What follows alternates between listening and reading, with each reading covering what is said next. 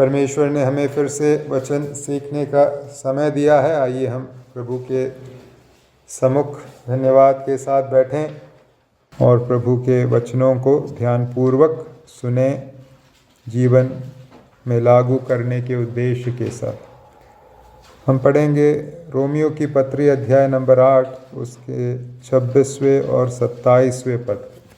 Romeo की पत्री अध्याय नंबर 8, 26 और 27 इस प्रकार से लिखा है।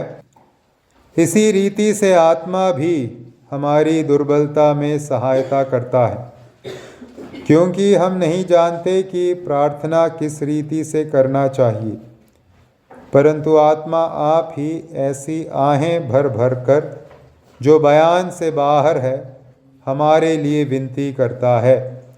और मनों को जांचने वाला जानता है कि आत्मा की मनसा क्या है, क्योंकि वह पवित्र लोगों के लिए परमेश्वर की इच्छा के अनुसार विनती करता है। प्रभु इन आयतों के माध्यम से हमसे बातें करें, प्रभु के नाम की महिमा हो। इस अध्याय में से हम मुख्यतः विश्वासी के जीवन में पवित्र आत्मा द्वारा किए जाने वाले कार्यों के बारे में सीख रहे थे। हमने इस अध्याय में अब तक पवित्र आत्मा परमेश्वर द्वारा मसीही विश्वासी के जीवन में किए जाने वाले कुछ कार्यों को देखा। उदाहरण के लिए पवित्र आत्मा हर एक मसीही के अंदर वास करता है, हमने सीखा पद 9 में। परंतु जबकि परमेश्वर का आत्मा तुम में बसता है। फिर हमने पवित्र आत्मा के गारंटी देने वाले सेवकाई के बारे में सीखा। 10वें पद में पवित्र आत्मा हमारे वर्तमान नई पहचान और हमारे भविष्य की गारंटी देता है। यदि मसीह तुम में है तो देह पाप के कारण मरी हुई है, परंतु आत्मा धर्म के कारण जीवित है। और उसके बाद हमने पवित्र आत्मा के सामर्थ्य प्रदान करने वाले सेवकाई के बारे में सीखा। 13वें पद में पवित्र आत्मा के द्वारा हम देह की क्रियाओं को मार सकते हैं, पाप को हरा सकते हैं। फिर 16वें पद में हमने पवित्र आत्मा के गवाही देने वाली सेवकाई के बारे में सीखा। पवित्र आत्मा परमेश्वर हमारी आत्मा के साथ गवाही देता है कि हम परमेश्वर की संतान है। तो पवित्र आत्मा परमेश्वर मसीही विश्वासी के जीवन में जो अलग अलग कार्य करते हैं उसके बारे में मुख्यतः हम इन आयतों में इस अध्याय के अंतर्गत सीख रहे थे। पिछले भाग में 2 सप्ताह से हमने हमारे महिमामय भविष्य के बारे में जो परमेश्वर ने परमेश्वर की संतानों के लिए तैयार किया है, कर रहे हैं, उसके बारे में कुछ बातों को सीखा। और अगर आपको स्मरण है, अंतिम बात जो हमने सीखी हमारे महिमामय भविष्य के बारे में, वो यह थी कि हमें धीरज के साथ धैर्य दर्शाते हुए हमारे महिमामय भविष्य का इंतज़ार करना होगा।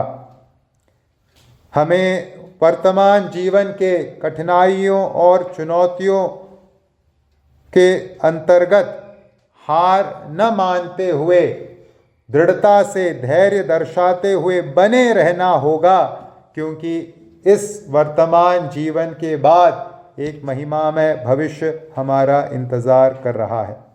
अब यहाँ जो सवाल पैदा होता है, उठता है, वो यह है कि कैसे ये जो जिम्मेदारी हमारे ऊपर रख दी गई है कि वर्तमान जीवन में धैर्य दर्शाते हुए कठिनाई और मुसीबत का सामना करते हुए बिना हार माने हम आगे बढ़े, हम कैसे इस जिम्मेदारी को अपने बलबूते पर पूरा कर सकते हैं।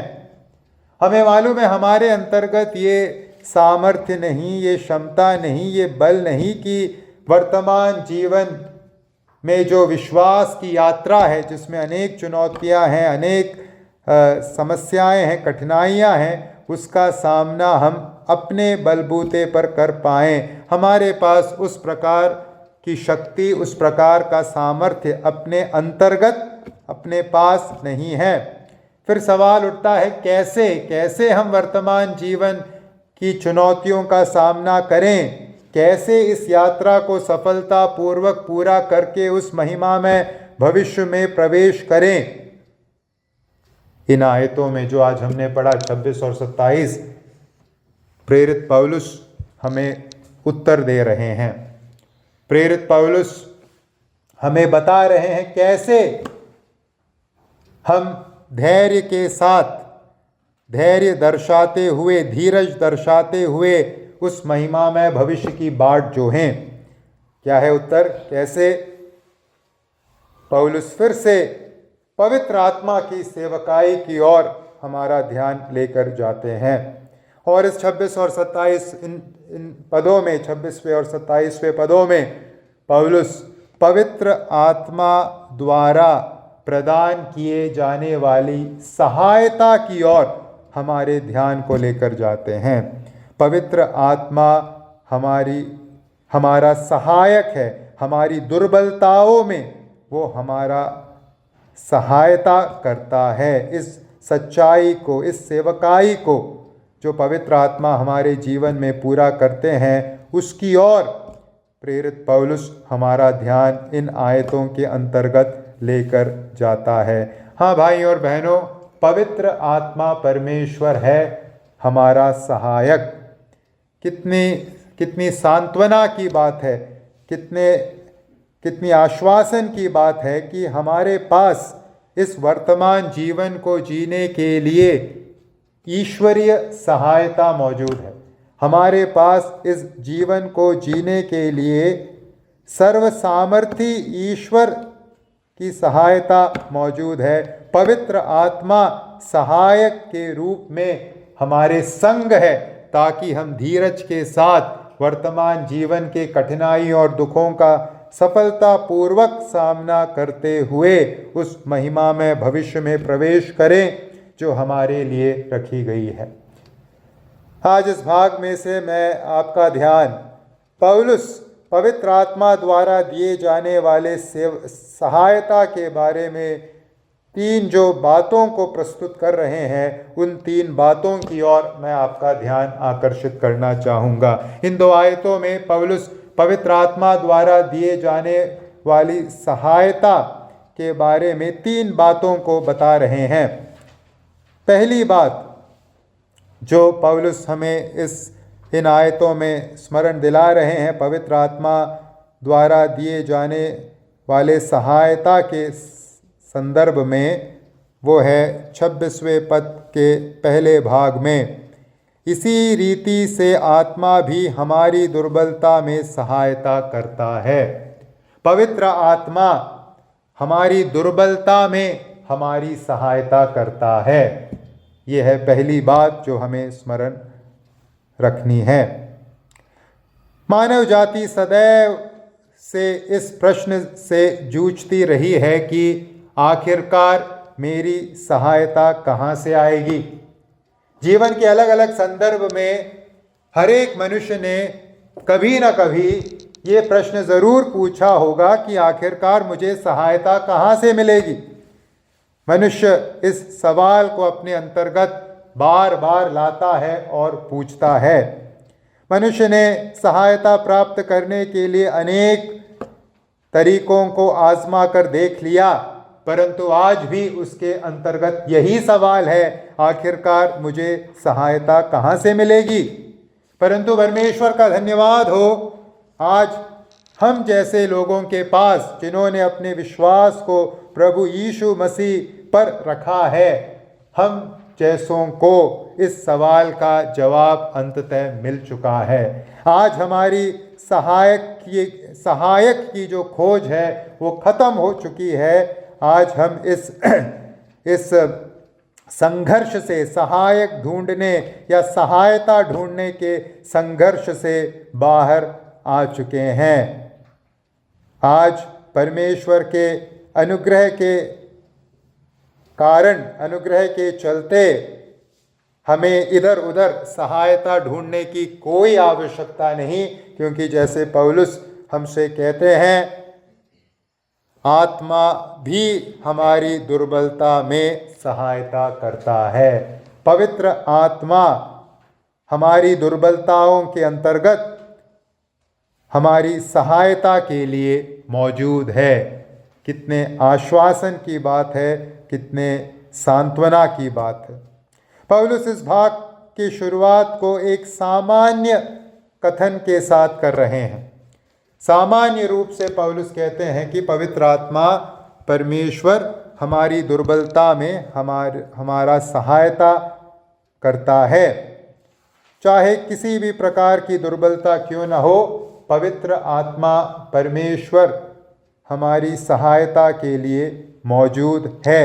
इस आश्वासन को एक सामान्य कथन के द्वारा पौलुस यहाँ प्रस्तुत करते हैं। कई बार हमने सीखा, वर्तमान जो जीवन हम जी रहे हैं वो एक अधूरी अवस्था में है।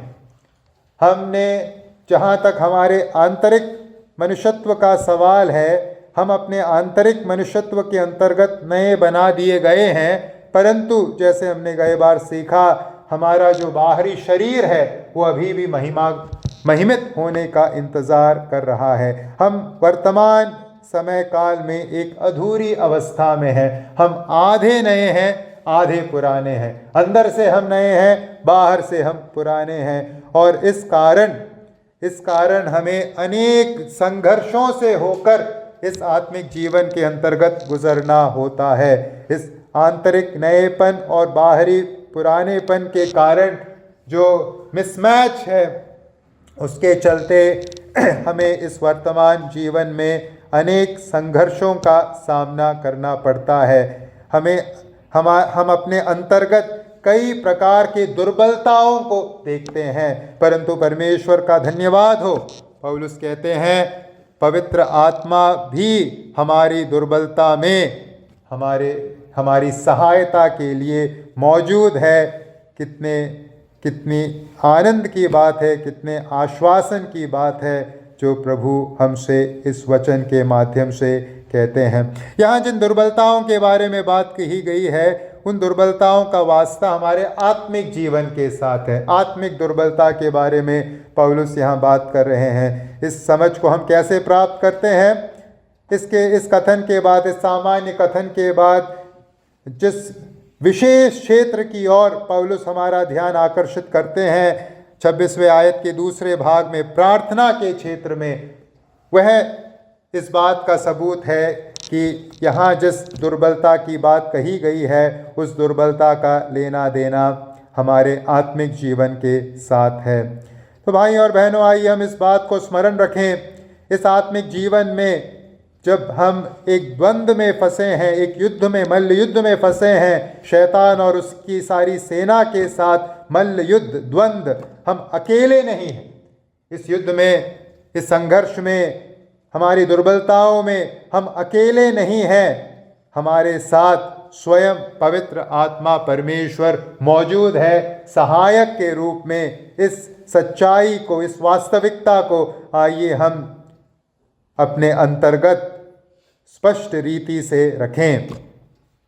जब हम प्रभु यीशु मसीह के 3.5 वर्ष के सार्वजनिक सेवकाई के बारे में सोचते हैं, ये बात स्मरण करने योग्य है कि जब पहली बार पवित्र आत्मा परमेश्वर के आने वाले सेवकाई के बारे में प्रभु यीशु मसीह ने चर्चा की, यूहन्ना 14 के 16 में, उस भाग में हम पढ़ते हैं कि उन्होंने पहली बार जब पवित्र आत्मा का जिक्र किया, उस भविष्य की सेवकाई को दर्शाने के लिए, वहाँ उन्होंने पवित्र आत्मा को हमारे सहायक के रूप में पेश किया। यूहन्ना 14 का 16, वहाँ इस प्रकार से लिखा है, यूहन्ना का सुसमाचार 14 का 16, मैं पिता से विनती करूँगा और वह तुम्हें एक और सहायक देगा कि वह सर्वदा तुम्हारे साथ रहे। तो जब पहली बार पवित्र आत्मा का जिक्र किया गया है विश्वासियों के संबंध में, उनकी सेवकाई के लिए के विषय में बताने के लिए वहाँ हम उन्हें सहायक के रूप में प्रस्तुत किया गया है, इस बात को पाते हैं।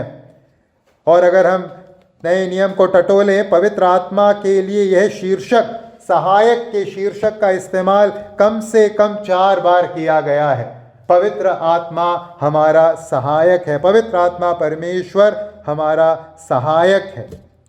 तो जो अलग अलग सेवकाई पवित्र आत्मा परमेश्वर एक मसीही विश्वासी के जीवन में पूरा करते हैं, उसमें से मसीहियों की दुर्बलताओं में उनकी सहायता करने की सेवकाई को हम एक प्राथमिक महत्व के साथ देख सकते हैं। एक प्राथमिक सेवकाई, एक बुनियादी सेवकाई है जो पवित्र आत्मा परमेश्वर मेरे और आपके जीवन में करते हैं। परमेश्वर को मालूम है हम दुर्बलताओं से घिरे हुए लोग हैं, और उन दुर्बलताओं के बावजूद मसीही जीवन को सफलता के साथ जीने के लिए, इस अधूरी अवस्था में बिना हारे सफलता के साथ इस अवस्था को पार करके उस महिमा में प्रवेश करने के लिए पवित्र आत्मा की सहायता मुझे और आपको दे दी गई है। इस बात को आइए हम स्पष्ट रूप से समझें। तो आइए हम इस बात को मन में स्पष्ट करें कि हमारे आत्मिक जीवन में चाहे किसी भी प्रकार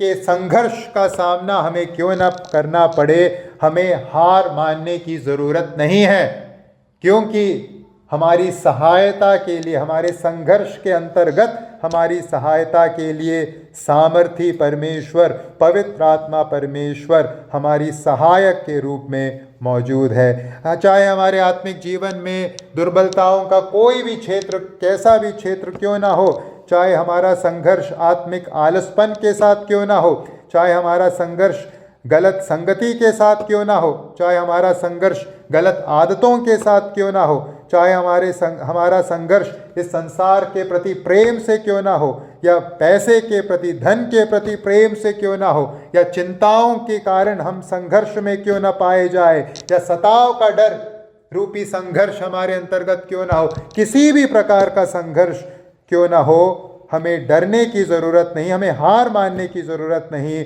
क्योंकि पवित्र आत्मा परमेश्वर की सहायता मेरे और आपके जीवन में उन संघर्षों के ऊपर हमें जय देने के लिए मौजूद है। इस सच्चाई को, इस वास्तविकता को आइए हम अपने अंतर्गत रखें। अब सवाल उठता है, पवित्र आत्मा परमेश्वर हमारी दुर्बलता में हमारी सहायता किस प्रकार से करते हैं? पवित्र आत्मा परमेश्वर हमारी दुर्बलताओं में हमारी सहायता किस प्रकार से करते हैं, किस रूप में मिलती है हमें सहायता? इस बात को सीखने के लिए मूल भाषा में सहायता के लिए जो शब्द का इस्तेमाल किया गया है 26वें पद में, उस शब्द के अर्थ को टटोलना काफ़ी उपयोगी है। 26वें पद में लिखा है, इसी रीति से आत्मा भी हमारी दुर्बलता में सहायता करता है। ये जो सहायता शब्द है, इसको हम किस प्रकार से समझें? जब हम यूनानी भाषा में इस शब्द के अर्थ को टटोलते हैं, हम यह जान सकते हैं, समझ सकते हैं कि किस प्रकार से पवित्र आत्मा प्रभु हमारी दुर्बलताओं में हमारा सहायता करता है। पर यहाँ जो चित्र प्रस्तुत किया गया है, ये जो शब्द है, जो चित्र दर्शाता है, वो कुछ इस प्रकार से है कि पवित्र आत्मा हमारे साथ हमारी कमज़ोरियों को उठा लेता है। कमज़ोरी को, हमारे आत्मिक कमज़ोरियों को एक भार के रूप में आप सोचिए। तो पवित्र आत्मा हमारी दुर्बलता में सहायता करता है। ये जो सहायता किस भूमिका को दर्शाने का काम कर रहा है यह शब्द? मानो पवित्र आत्मा हमारी कमज़ोरी को उठा लेता है और अपने हिस्से का बोझ हमारे सामने ऐसे उठाता है जैसे कि दो आदमी एक लट्ठा ढो रहे हो। एक बहुत बड़े लकड़ी के टुकड़े को कैसे उठा के लेके जाया जाता है? दो व्यक्ति दोनों छोर को उठाकर आमने सामने खड़े होकर उठाते हैं और चलते हैं। उसी प्रकार से, उसी चित्र को यहाँ दर्शाया गया है। हमारी दुर्बलता, आत्मिक दुर्बलता एक लट्ठे के समान है, बहुत भारी भरकम है। हमने एक कोना उठाया है तो पवित्र आत्मा दूसरा कोना उठाए हुए हैं। इस प्रकार से हमारी दुर्बलता को, हमारी कमजोरी को, भार रूपी दुर्बलता को पवित्र आत्मा उठाने में हमारी मदद करते हैं, हमारे साथ हमारी मदद करते हैं। ये है यहाँ जो चित्र प्रस्तुत किया गया है। तो पवित्र आत्मा हमारे आत्मिक चुनौतियों और कठिनाइयों में हमारी मदद करता है, मदद के लिए हाथ बढ़ाता है, अपनी मदद से हमें कठिनाइयों पर जय पाने के लिए सक्षम और सामर्थी बनाता है। इस प्रकार से पवित्र आत्मा परमेश्वर हमारी सहायता करते हैं। वो हमें हमारी दुर्बलताओं में सक्षम बनाकर, मजबूत बनाकर, सामर्थी बनाकर, अपने मदद को बढ़ाकर वह हमारी सहायता करता है कि हम अपने दुर्बलताओं पर, आत्मिक चुनौतियों पर जय प्राप्त करें। यही बात पहले पौलुस ने 13वें पद में भी हमारे सम्मुख प्रस्तुत करी थी। 13वें पद में 8 के 13 में हमने क्या पढ़ा था? क्योंकि यदि तुम शरीर के अनुसार दिन काटोगे तो मरोगे, यदि आत्मा से देह की क्रियाओं को मारोगे तो जीवित रहोगे। तो क्या है चित्र? तुम्हें स्वयं शरीर की क्रियाओं को मारना होगा, लेकिन उसको मारने के लिए आत्मा की सहायता भी मौजूद है। उस सहायता का इस्तेमाल करके तुम देह की क्रियाओं को मारो।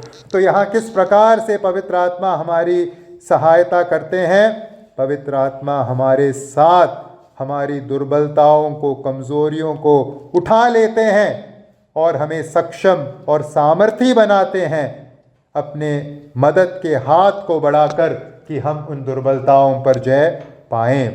ये जो समझ है हमें इस बात की भी समझ देती है कि पवित्र आत्मा किस प्रकार से हमारी सहायता नहीं करते। ये जो समझ है जो इस चित्र के द्वारा प्रस्तुत किया गया है, ये इस बात की भी समझ हमें देता है कि पवित्र आत्मा किस प्रकार से हमारी सहायता नहीं करते। पवित्र आत्मा किस प्रकार से हमारी सहायता नहीं करते? पवित्र आत्मा पूर्ण रीति से हमारे दुर्बलताओं को स्वयं नहीं उठाते। ऐसा चित्र हम यहाँ नहीं पाते कि पवित्र आत्मा हमारी ओर से किसी भी प्रयास के बिना ऑटोमेटिकली अपने ऊपर पूरा भार लेकर हमें जय दे देंगे। ऐसा नहीं होता कि हमें कुछ करने की जरूरत नहीं, पवित्र आत्मा सब कुछ कर लेंगे। ऐसा चित्र हम यहाँ नहीं पाते। जैसे हमने कहा, लट्ठे के एक छोर में एक व्यक्ति खड़ा है और उठा रहा है, दूसरे छोर में दूसरा व्यक्ति खड़ा है, उठा रहा है। यह है चित्र यहाँ का। हम अपनी दुर्बलता को स्वयं भी उठा रहे हैं और पवित्र आत्मा परमेश्वर भी मदद कर रहे हैं उस दुर्बलता को उठाने के लिए। ऑटोमेटिक उद्धार, अपने आप उद्धार, हमारे बिना किसी प्रयास के उद्धार परमेश्वर नहीं देते। परमेश्वर, पवित्र आत्मा मेरी सहायता के लिए मौजूद है, तो मुझे कुछ करने की ज़रूरत नहीं। मुझे न प्रार्थना करने की ज़रूरत है, न वचन पढ़ने की ज़रूरत है, न अलगाव बनाए रखने की ज़रूरत है, न कलीसियाई सभाओं में आने की ज़रूरत है। मुझे कुछ भी करने की ज़रूरत नहीं। पवित्र आत्मा परमेश्वर स्वयं मुझे सफलता दे देंगे। अगर ये सोच हमने अपने अंतर्गत रखा है तो बहुत गलत सोच है। कई बार विश्वासी जन इसी प्रकार से सोचते हैं। कई बार विश्वासी जन कहते हैं, मैं प्रार्थना तो कर रहा हूं लेकिन कुछ नहीं हो रहा। मैं प्रार्थना कर रहा हूं, मुझे वचन पढ़ना है, लेकिन मैं वचन नहीं पढ़ पा रहा। आइए हम स्मरण रखें, हमारी सहायता अपने आप परमेश्वर से नहीं आएगी, हमें अपनी भूमिका निभानी होगी। कई बार हम उस डूबने वाले व्यक्ति के जैसा व्यवहार करते हैं या जैसे बन जाते हैं जिसके बारे में कहानी कही गई है। एक डूबने वाला व्यक्ति, एक स्थान में बाढ़ आया और एक व्यक्ति बाढ़ में अपनी छत पर फंस गया था। बाढ़ आ गया और बाढ़ के वातावरण में एक व्यक्ति अपने घर के छत में फंस गया। तभी वहाँ छत पर खड़े होकर बैठकर वो परमेश्वर से प्रार्थना कर रहा था, परमेश्वर मेरी सहायता कीजिए। तभी वहाँ एक नाव में एक व्यक्ति आया, बाढ़ के पानी में नाव चलाते हुए, और उस व्यक्ति ने इस व्यक्ति से जो फंसा हुआ है छत पर चिल्लाकर कहा, कूद जाओ, नाव में आ जाओ, मैं तुम्हारी सहायता करूंगा। छत पर फंसा हुआ व्यक्ति कहता है, नहीं नहीं चलेगा, मैं परमेश्वर से प्रार्थना कर रहा हूं, परमेश्वर मेरी सहायता करेंगे। नाव सवार व्यक्ति वहां से नाव लेकर चला गया। थोड़ी देर में हेलीकॉप्टर आया। हेलीकॉप्टर का पायलट रस्सी को नीचे डालकर कहता है उस व्यक्ति से जो छत पर फंसा हुआ है बाढ़ में, रस्सी को पकड़ लो, मैं तुम्हें बचा लूंगा। फिर से इस व्यक्ति ने कहा, चलेगा, मैं परमेश्वर से प्रार्थना कर रहा हूं, परमेश्वर मुझे बचा लेगा। थोड़ी देर में बाढ़ का पानी इस कदर बढ़ जाता है कि छत भी बाढ़ में डूब जाता है और व्यक्ति भी मर जाता है। हम भी कई बार इसी व्यक्ति के जैसे हैं। मैं प्रार्थना कर रहा हूं मेरी ये आदत छूट जाए, मैं प्रार्थना कर रहा हूं मैं वचन पढ़ने लगूं, मैं प्रार्थना कर रहा हूं मैं कलीसिया में आने लगूं, लेकिन प्रार्थना के अलावा और कुछ किया नहीं। एक टाइम टेबल नहीं बनाया, पढ़ाई वचन पढ़ने के लिए एक समय निश्चित नहीं किया, मन में इरादा नहीं बनाया, कल रविवार है, मुझे कलीसिया जाना है, सुबह उठना है, तैयारी करनी है, अलार्म नहीं रखा। हमने अपनी ओर से कुछ नहीं किया, हमने सिर्फ कहा मैं प्रार्थना कर रहा हूं, प्रभु मुझे मेरी सहायता करेंगे। हमारी भी क्या अवस्था होगी, इसी डूबने वाले व्यक्ति के जैसे एक दिन हम डूब जाएंगे। पराजय के सागर में, पराजय के पानी में, आत्मिक पराजय के पानी में हम भी एक दिन डूब जाएंगे।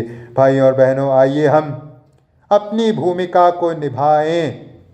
आइए ऐसा न करें कि अपनी भूमिका को न निभाकर पवित्र आत्मा द्वारा दिए जाने वाली सहायता को हम बर्बाद कर दें। इस प्रावधान को, बहुमूल्य प्रावधान को कि पवित्र आत्मा परमेश्वर सहायक के रूप में हमारे संग है, इस प्रावधान को आइए हम बर्बाद करने वाले न बने।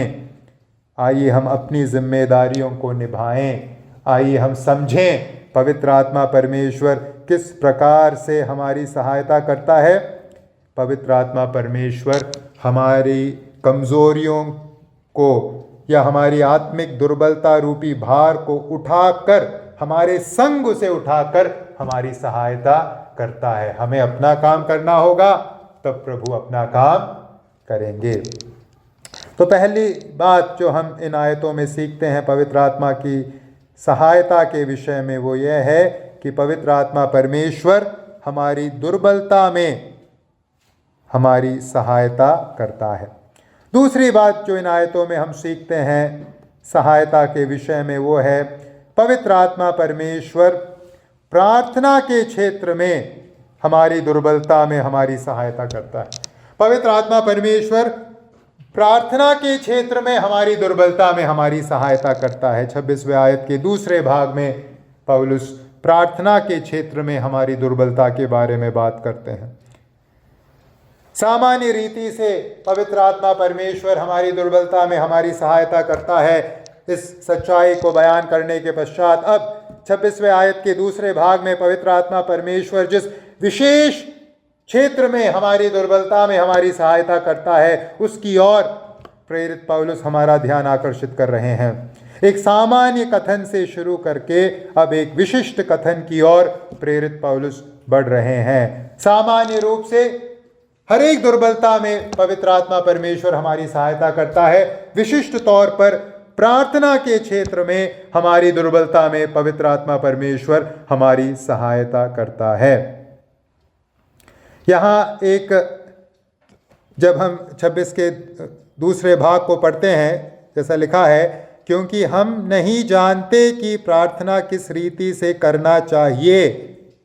यहाँ देखिए, जब पवित्र आत्मा परमेश्वर हमारी सहायता करता है, पवित्र आत्मा परमेश्वर प्रार्थना के क्षेत्र में हमारी सहायता करता है, ये जो कथन, सामान्य और विशिष्ट कथन जब पौलुस लिखते हैं, इसमें एक बात को देखने की ज़रूरत अत्यधिक है। और वो क्या है? पौलुस जब इस सहायता के बारे में बात करते हैं, जब इस दुर्बलता के बारे में बात करते हैं जो हम में है सामान्य रूप से और प्रार्थना के क्षेत्र में, पौलुस अपने आप को भी उसमें शामिल कर रहे हैं। यहाँ देखिए किस सर्वनाम का इस्तेमाल पौलुस कर रहे हैं। इसी रीति से आत्मा भी हमारी दुर्बलता में, हमारी, पौलुस अपने आप को भी इंक्लूड कर रहे हैं। और दूसरे भाग में 26 के, क्योंकि हम नहीं जानते कि किस रीति से प्रार्थना करें। पौलुस स्वयं के बारे में भी यह बात कह रहे हैं कि मुझे भी नहीं मालूम कैसे प्रार्थना करनी चाहिए। ये जो ऑब्जर्वेशन है, इससे हम क्या सीख सकते हैं? ये जो आत्मिक स्ट्रगल्स हैं, आत्मिक चुनौतियां हैं, आत्मिक संघर्ष हैं, ऐसा न समझिएगा कि ये केवल मेरे जीवन तक है। कई बार हम सोचते हैं नहीं ये मैं किसी से बयान नहीं कर सकता, क्योंकि ये संघर्ष तो मेरे साथ होगा केवल, बाकी किसी के जीवन में ऐसा संघर्ष नहीं होगा। यहाँ प्रार्थना जैसे बुनियादी क्षेत्र में भी पौलुस कहते हैं, अपने आप को इंक्लूड करते हुए, शामिल करते हुए कहते हैं कि हम प्रार्थना के क्षेत्र में दुर्बल हैं, हम प्रार्थना के क्षेत्र में कमज़ोर हैं। तो प्रार्थना जैसे बुनियादी क्षेत्र में अगर पौलुस कहते हैं मैं भी दुर्बल हूं, तो ऐसा कौन सा क्षेत्र बचा है जहां दुर्बलता नहीं होगी?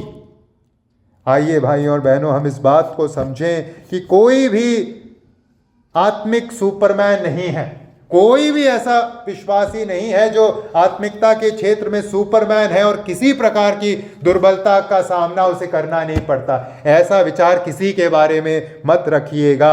हर एक विश्वासी के जीवन में आत्मिकता के क्षेत्र में चुनौतियां हैं, संघर्ष हैं, कठिनाइयां हैं। और अगर मैंने और आपने अपने बारे में ऐसा सोच लिया कि मैं तो परफेक्ट हूं, मैं सिद्ध हूं, मुझ में किसी भी प्रकार का स्ट्रगल, मुझ में किसी भी प्रकार की दुर्बलता नहीं है, हम गलतफहमी के शिकार हो चुके हैं। हम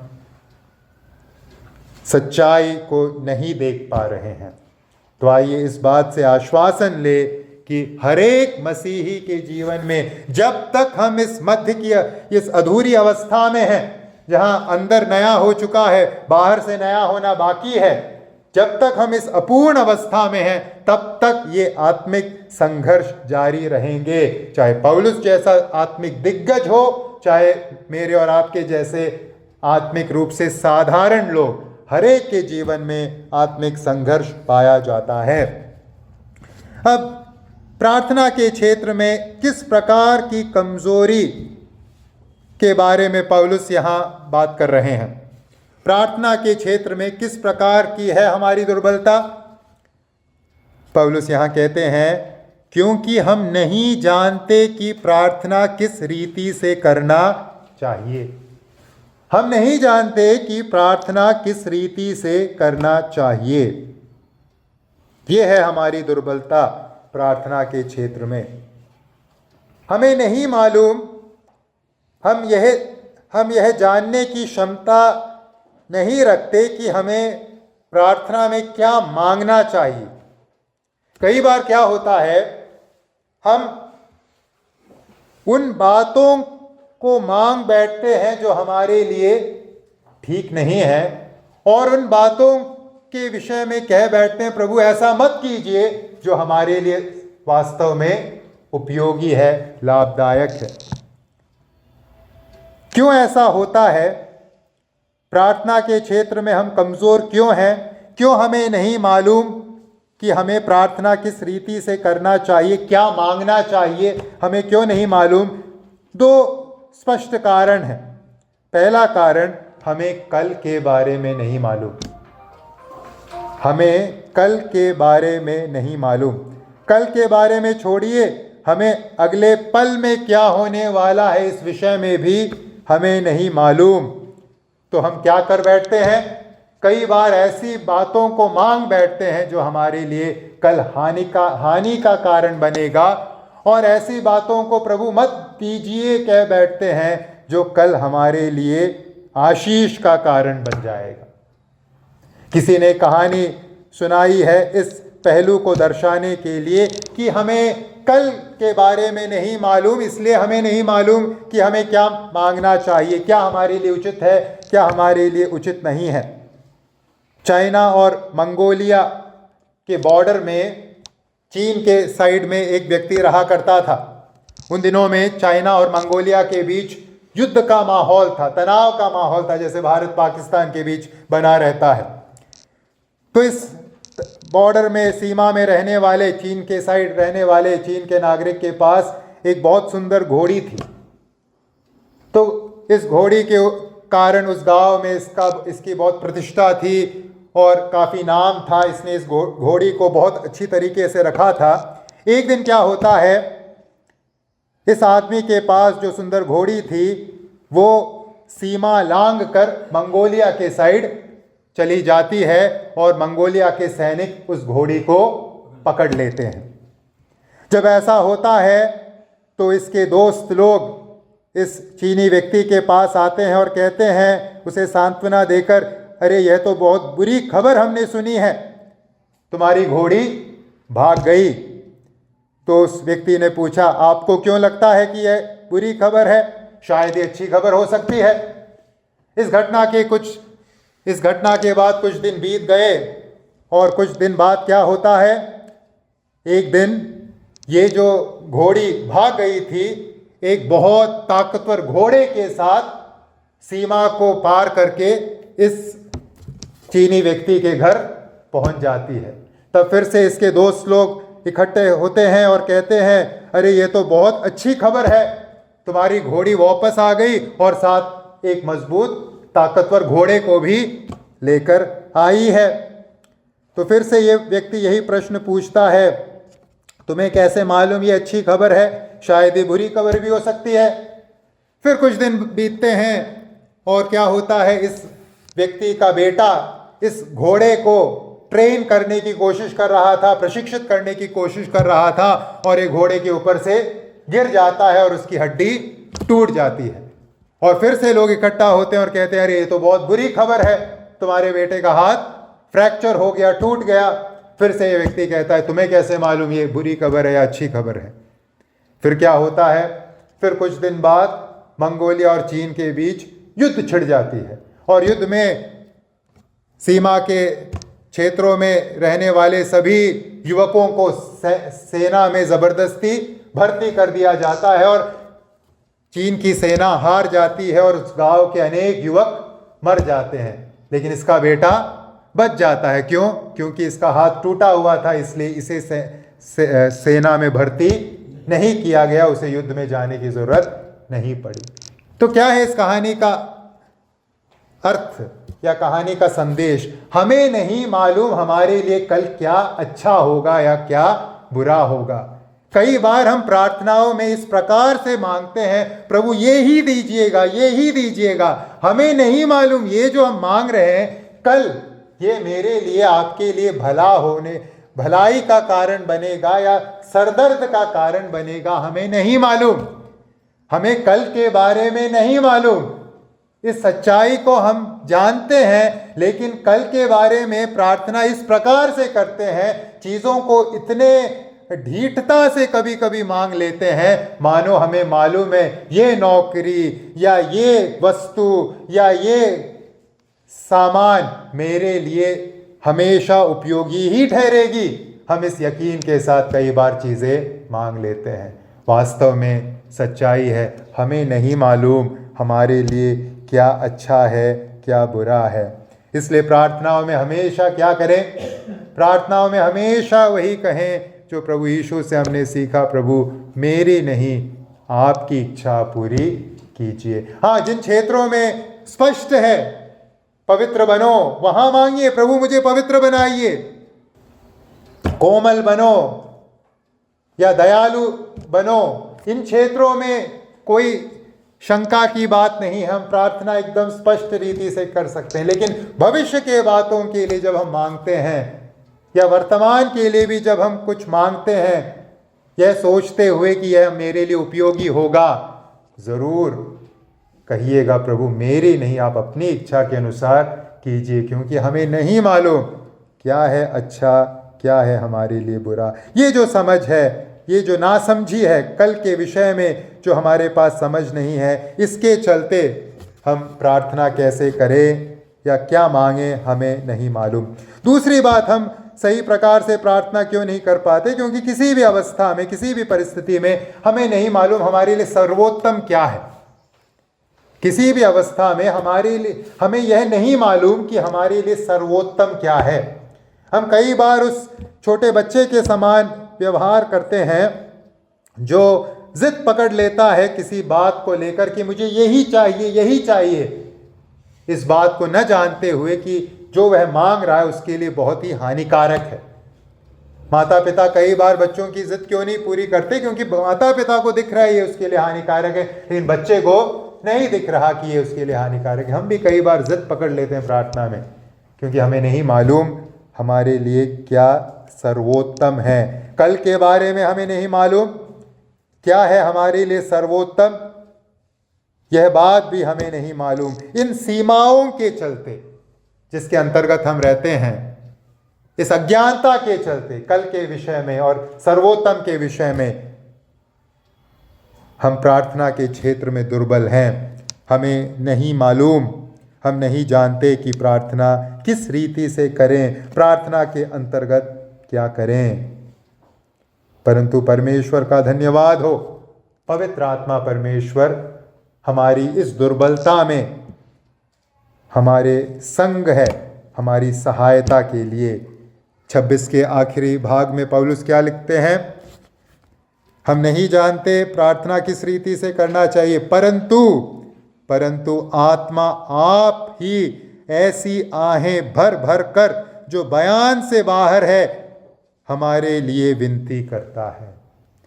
हमें नहीं मालूम प्रार्थना किस रीति से करें, क्या सर्वोत्तम है अपने लिए हमें नहीं मालूम, कल क्या होने वाला है हमें नहीं मालूम, परंतु आत्मा, पवित्र आत्मा परमेश्वर स्वयं हमारे लिए आहें भर भर कर जो बयान से बाहर है हमारे लिए विनती करता है। भाइयों और बहनों, इससे बढ़कर आश्वासन हम कहाँ प्राप्त कर सकते हैं, कैसे प्राप्त कर सकते हैं? एक विश्वास योग्य सहायक के माफिक पवित्र आत्मा परमेश्वर प्रार्थना के क्षेत्र में हमें हमारे कमजोरी में देखकर वह उस कमजोरी में हमारी ओर से निवेदन करके हमारी सहायता करता है। सही प्रकार से हमारी ओर से निवेदन करके हमारी सहायता करता है। जिस प्रकार से एक माँ अपने छोटे बच्चे के होमवर्क बुक को चुपचाप बच्चे के सोने के बाद उठाती है और उसे सुधार देती है, गलतियों को सुधार देती है ताकि कल बच्चे को स्कूल में डांट ना मिले, उसी प्रकार से पवित्र आत्मा परमेश्वर हमारी प्रार्थनाओं में मौजूद खामियों को, मूर्खता को, बेवकूफियों को सुधारने का काम करते हैं, हमारे न जाने सुधारने का काम करते हैं और उस सुधारने के बाद उसे पिता के सम्मुख प्रस्तुत करने का कार्य करते हैं। और ये सब बैकग्राउंड में चल रहा है, हम इसके बारे में अनजान हैं, हम इसके बारे में समझते ही नहीं हैं। और एक जो टिप्पणी यहाँ करने की ज़रूरत है और एक ऑब्जर्वेशन जिसे हमें यहाँ चूकना नहीं है, वो यह है कि किस प्रकार से यहाँ पौलुस फिर से आह भरने के बारे में बात कर रहे हैं। अगर आपको स्मरण है, पिछले 2 सप्ताह से जब हम सीख रहे हैं, इससे ऊपर की आयतों में हमने आह भरने के बारे में सीखा। जो सृष्टि है वो आह भर रही है, कराह रही है। और उसके बाद पिछले बार हमने सीखा परमेश्वर के संत जन, मैं और आप कराह रहे हैं। लेकिन यहाँ और एक बार कराहने या आह भरने की बात कही गई है। अब किसके विषय में? 26 के आखिर में जैसे हमने पढ़ा, आत्मा, पवित्र आत्मा आप ही ऐसी आहें भर रहा है। पवित्र आत्मा भी आह भर रहे हैं। जो कार्य सृष्टि कर रही है, जो कार्य मैं और आप कर रहे हैं, आहें भरने का कार्य, कराहने का कार्य पवित्र आत्मा भी कर रहा है, पवित्र आत्मा प्रभु भी कर रहे हैं। इससे हम क्या सीखें? पवित्र आत्मा आह भर रहे हैं, हमारे लिए निवेदन करते हुए आह भर रहे हैं। इससे हम क्या समझें? यहाँ परमेश्वर किस कदर मेरी और आपकी चिंता करते हैं, परमेश्वर किस कदर हमारी दुर्बलताओं में हमारे लिए फिक्र करते हैं, इसका हम अंदाज़ा इस शब्द के इस्तेमाल से प्राप्त कर सकते हैं। देखिए, जहाँ तक सृष्टि के आह भरने की बात है, मेरे और आपके आह भरने की बात है, उसका वास्ता हमारे पापमय अवस्था के साथ है, लेकिन परमेश्वर में पाप नहीं। फिर पवित्र आत्मा परमेश्वर क्यों आहें भर रहे हैं? हमारी दुर्बलताओं के साथ आइडेंटिफाई करते हुए, हमारे लिए फिक्र करते हुए वो आह भरने का कार्य कर रहे हैं। जिस प्रकार से एक माता को अपने बच्चे के दर्द को देखकर, जिस प्रकार से एक माता स्वयं आह भरती है, उसके शरीर में दर्द नहीं है लेकिन उसके बच्चे के दर्द को देखकर वो आह भरती है, उस प्रकार से हमारे आह भरने को या कराहने को देखकर पवित्र आत्मा भी क्या कर रहे हैं? आह भर रहे हैं। कितना अधिक फिक्र पवित्र आत्मा मेरी और आपकी करते हैं, इस बात को समझने की कोशिश कीजिए। हमारा सहायक हमारे लिए किस कदर फिक्रमंद है, इस बात को समझने की कोशिश कीजिए। हम क्यों व्याकुल रहें, क्यों परेशान रहें, जब इस प्रकार का एक विश्वास योग्य प्रेमी सहायक मेरे और आपके भीतर वास करता है, बसा हुआ है। इस आयत को लेकर 26वें पद के तीसरे भाग को लेकर कि पवित्र आत्मा आह भरता है, कुछ गलत उपदेश पाए जाते हैं। कुछ लोग इस कथन को अन्य भाषा में प्रार्थना करने के साथ जोड़कर प्रस्तुत करते हैं। यहाँ अन्य भाषा में बात करने के बारे में बात कही गई है, क्योंकि यहाँ लिखा गया है जो बयान से बाहर है, मतलब अन्य भाषा समझ के बाहर है। इसका सबूत इस कथन को लेकर देने की कोशिश की जाती है। हमें मालूम है अन्य भाषा बाइबल में जिस रूप में हम देखते हैं वो मनुष्य की भाषा है, जिसका एक अर्थ है और जिसका एक अनुवाद होता है। और उसके साथ साथ यहाँ जो बयान से बाहर है का अर्थ है, बयान से बाहर है का अर्थ है जो बयान नहीं किया जा सकता, जो अनकही है, यानी जो शब्दों से विवरण नहीं दिया जा सकता, बताया जा नहीं सकता, वो नहीं है यहाँ का अर्थ। चुपचाप जो किया गया है वो है यहाँ अर्थ। यानी पवित्र आत्मा जो आह भर रहे हैं वो चुपचाप भर रहे हैं, वो किसी प्रकार के ध्वनि को प्रस्तुत करके नहीं कर रहे, वो चुपचाप कर रहे हैं। हमें यह सुनने को नहीं मिलता, हमें यह इसका आभास नहीं होता, परंतु वो इस कार्य को कर रहे हैं। जैसे पवित्र आत्मा मेरे और आपके अंदर मौजूद है, अनुभव से हम इस बात को नहीं जानते कि कब आकर मेरे और आपके अंदर वास करने लगे, उसी प्रकार से जो आह भर रहे हैं वो अनसुनी है या अनकही है, हम उसे सुन नहीं सकते, वो अशब्दिक है, उन शब्दों को हम सुन नहीं सकते, लेकिन यह कार्य हमारी ओर से पवित्र आत्मा चुपचाप कर रहे हैं। तो यहाँ पौलुस क्या सिखा रहे हैं हमें? पौलुस कह रहे हैं परमेश्वर का आत्मा हर समय हमारी प्रार्थनाओं को उचित और अच्छा बनाने में चुपचाप हमारी मदद करता है और हमें इस मदद का एहसास भी नहीं होता। हमारी हर प्रार्थनाओं में, हमारी प्रार्थनाओं को उचित और अच्छा बनाने के लिए आहें भरकर पवित्र आत्मा परमेश्वर हमारी सहायता कर रहे हैं और हमें उस सहायता का एहसास भी नहीं होता। कितने बड़े सांत्वना की बात है। प्रार्थना के क्षेत्र में हमारे पास मध्यस्थता के लिए दो त्रिएकता में से दो पहचान मौजूद है। यीशु मसीह पिता की दाहिनी ओर क्या कर रहे हैं? हमारे लिए मध्यस्थता का काम कर रहे हैं। और पवित्र आत्मा परमेश्वर क्या कर रहे हैं?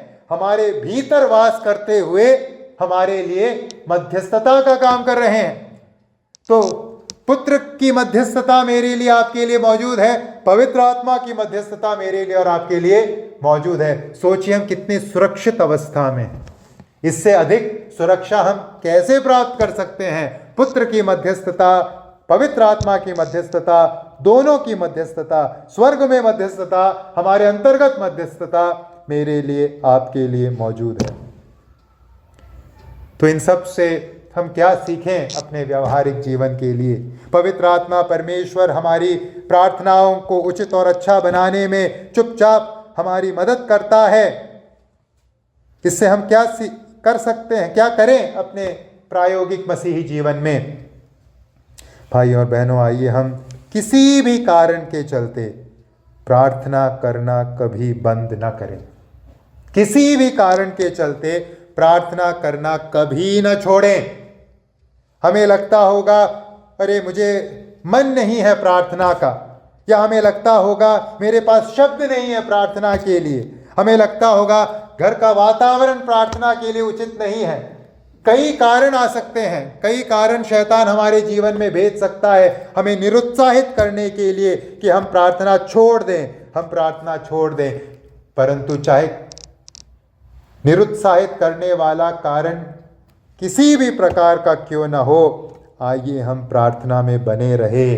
क्यों?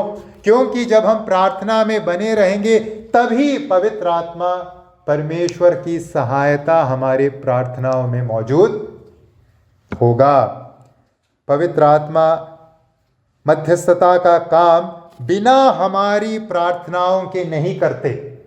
जैसे हमने मदद शब्द के अर्थ में सीखा, जब हम प्रार्थना रूपी भार को, किसी वक्त वो भारी दिखता है, प्रार्थना कैसे करें? जब हम उस भार को स्वयं उठाएंगे तब हमारी सहायता करने के लिए हमारे संग पवित्र आत्मा परमेश्वर भी क्या करेंगे? प्रार्थना करेंगे। इसलिए आइए प्रार्थना करना कभी न बंद करें। जब हम प्रार्थना करते हैं पवित्र आत्मा परमेश्वर भी हमारे लिए प्रार्थना करता है, और इससे बढ़कर हमें क्या चाहिए? और जब हम प्रार्थना बंद कर देते हैं, हम पवित्र आत्मा की सहायता को भी क्या कर देते हैं? बंद कर देते हैं। इसलिए आइए हम पवित्र आत्मा की सहायता प्रार्थना के क्षेत्र में जो दी गई है उसे बंद करने वाले न बने। हम प्रार्थना करें, जैसे बनता है प्रार्थना कीजिए, क्योंकि जब हम प्रार्थना करते हैं आत्मा भी हमारी ओर से हमारे लिए आहें भरकर प्रार्थना करता है। इस सच्चाई को स्मरण रखिए। तीसरी और अंतिम बात इन आयतों में से जो हम अपने लिए सीख सकते हैं, जो पौलुस यहाँ बता रहे हैं, वो है पवित्र आत्मा परमेश्वर हमारी प्रार्थनाओं को प्रभावशाली बनाता है। पवित्र आत्मा परमेश्वर हमारी प्रार्थनाओं को प्रभावशाली बनाता है। 27वें पद में क्या है प्रभावशाली प्रार्थना से तात्पर्य? प्रभावशाली प्रार्थना से हम क्या समझें? प्रभावशाली प्रार्थना का सरल अर्थ है या सरल परिभाषा है, जो प्रार्थना परमेश्वर के इच्छा के अनुसार की गई है, वो प्रार्थना अपने आप में प्रभावशाली। प्रभावशाली प्रार्थना का सरल अर्थ है वह प्रार्थना जो परमेश्वर के इच्छा के अनुरूप है, परमेश्वर के इच्छा के अनुसार है। क्यों? क्योंकि जब हम परमेश्वर के इच्छा के अनुरूप, इच्छा के अनुसार प्रार्थना करते हैं, तभी हमारी प्रार्थनाओं का उत्तर हमें सुनने को मिलता है, देखने को मिलता है, और तभी परमेश्वर की महिमा उस प्रार्थना के द्वारा होती है। तो प्रभावशाली प्रार्थना उत्तर लेकर आती है, प्रभावशाली प्रार्थना परमेश्वर के नाम को महिमा दिलाती है, प्रभावशाली प्रार्थना परमेश्वर के इच्छा अनुरूप की गई प्रार्थना है। अब सवाल यह है, कैसे हम परमेश्वर की इच्छा के अनुसार प्रार्थना करें? जैसे हमने कुछ देर पहले सीखा, हम तो अज्ञानता में रहते हैं। हमारे लिए सर्वोत्तम क्या है हमें नहीं मालूम, कल क्या होगा हमें नहीं मालूम।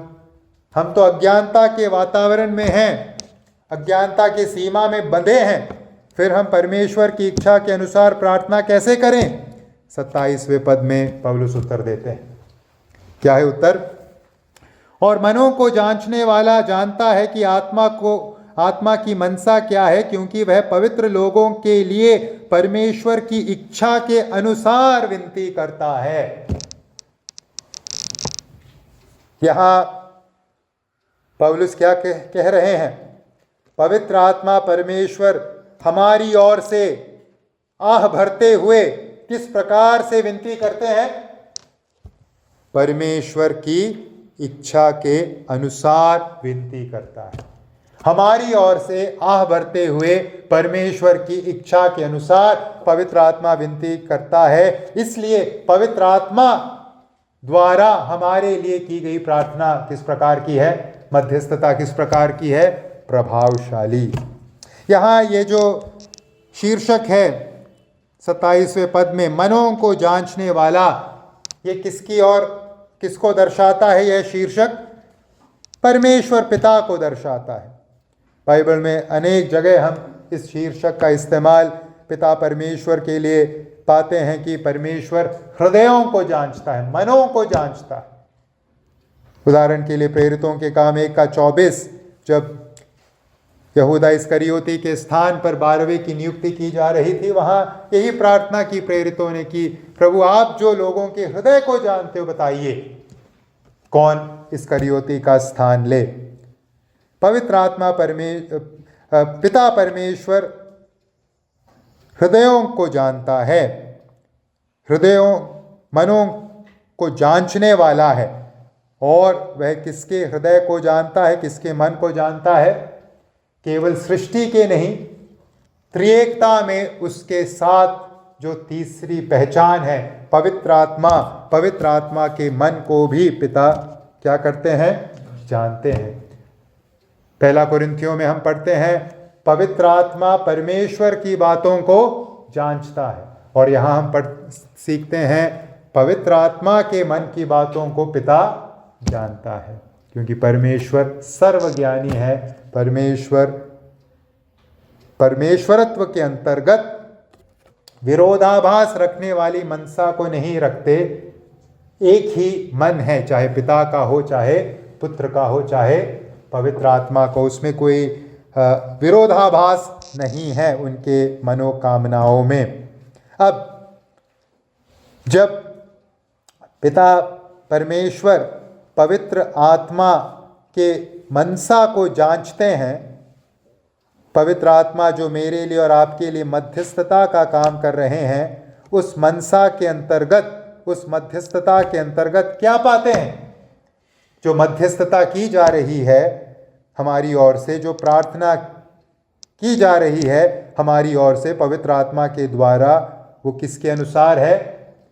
बिल्कुल उस योजना के अनुसार जो पिता ने मेरे लिए, आपके लिए रखी है।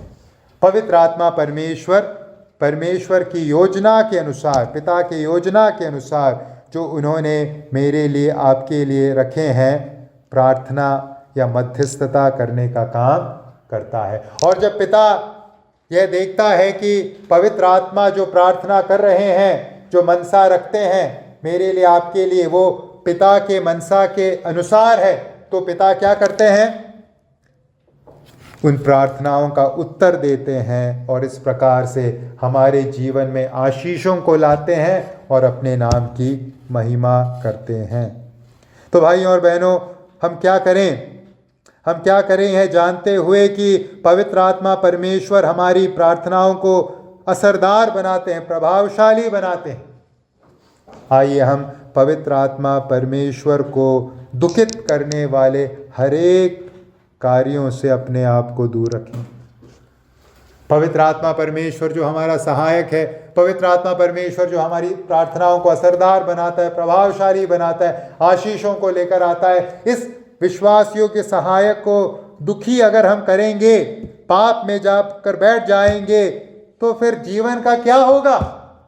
प्रार्थनाओं का क्या होगा?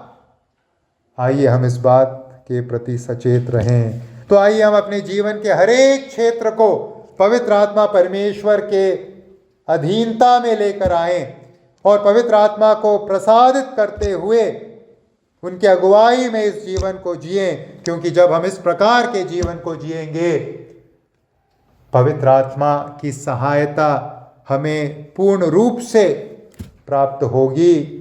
हम किसी भी क्षेत्र में उनकी सहायता को नहीं चूकेंगे। प्रार्थना के क्षेत्र में भी उनकी सहायता को पूर्ण रीति से हम इस्तेमाल कर पाएंगे और प्रार्थनाओं का उत्तर हम प्राप्त कर पाएंगे, आशीषों को प्राप्त कर पाएंगे, परमेश्वर की महिमा को हम देख पाएंगे। तो आइए हम इस बात को स्मरण रखें, पवित्र आत्मा परमेश्वर हमारी प्रार्थनाओं को प्रभावशाली बनाने का कार्य करता है। तो हम इन आयतों में से पवित्र आत्मा परमेश्वर की मदद की सेवकाई के बारे में कुछ बातों को सीख रहे थे। हमने क्या सीखा? 3 बातों को सीखा। पहली बात, पवित्र आत्मा परमेश्वर हमारी दुर्बलताओं में हमारी सहायता करता है। दूसरी बात हमने सीखी, पवित्र आत्मा परमेश्वर प्रार्थना के क्षेत्र में हमारी दुर्बलताओं में हमारी सहायता करता है। और तीसरी बात हमने सीखी, पवित्र आत्मा परमेश्वर हमारी प्रार्थनाओं को प्रभावशाली बनाता है। तो क्या करें? मसीही जीवन में इस बात को समझें, पवित्र आत्मा के बिना ये जीवन संभव नहीं, यहाँ तक कि प्रार्थना भी नहीं कर सकते हम। तो आइए पवित्र आत्मा को हम दुखित करने का कार्य न करें, पाप से दूरी बनाए रखें, जीवन के हर एक क्षेत्र को पवित्र आत्मा के अधीनता में लेकर आएं और इस मदद को, इस सहायता को, ईश्वरीय सहायता को पूर्ण रीति से अपने जीवन के हर एक क्षेत्र में प्राप्त करते रहें। प्रार्थना के जैसे बुनियादी क्षेत्र से शुरू होकर हर एक क्षेत्र में। प्रभु ऐसा करने में मेरी और आपकी सहायता करे। प्रभु के नाम की महिमा।